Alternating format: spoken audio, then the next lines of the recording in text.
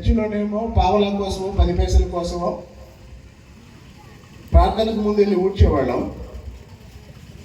మళ్ళీ ప్రార్థన అయిపోయింది కాకుండా సందాలు వసూలు చేసిన తర్వాత ఆ సందాలన్నీ కమిటీ వాళ్ళు కూర్చొని లెక్కేసుకొని వెళ్ళిపోయేటప్పుడు ఆ ఊడ్చిన వాళ్ళు 2 రాని పిలిచి రూపాయి ఇచ్చేవాడు.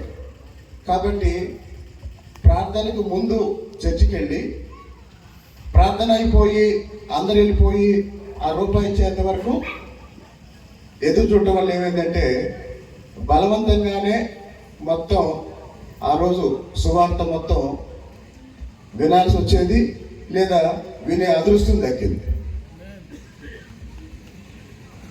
కాబట్టి ఆ విధంగా కొంత బైబిల్ పరిజ్ఞానం కొంత లభించింది. డిగ్రీ వరకు నేను రెగ్యులర్గానే వెళ్ళేవాడిని, కానీ డిగ్రీ తర్వాత పెద్దగా చర్చికి వెళ్ళలేదు. క్రిస్మస్ అప్పుడు, పైగా నేను డిగ్రీ అయిపోయిన తర్వాత ఇంకా మా ఊర్లో లేను. గత 35 సంవత్సరాలుగా నేను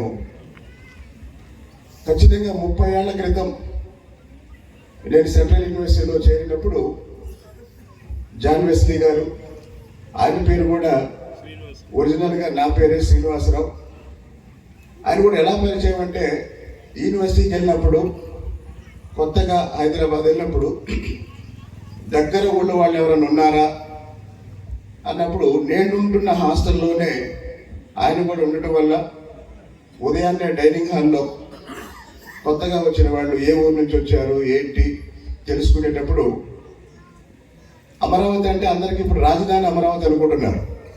రాజధాని అమరావతి కాకుండా ఒరిజినల్ అమరావతి గ్రామం ఉంది. కృష్ణానది ఒడ్డున అమరలింగేశ్వర స్వామి టెంపుల్ ఉంటుంది. ఆ అమరావతి దగ్గరలో నలుగులపాడు అనే గ్రామం జాన్ వెస్లీ గారిది. ఆ పక్కనే అమరావతికి ఒక 20 కిలోమీటర్ల దూరంలో తాడికొండ మాది.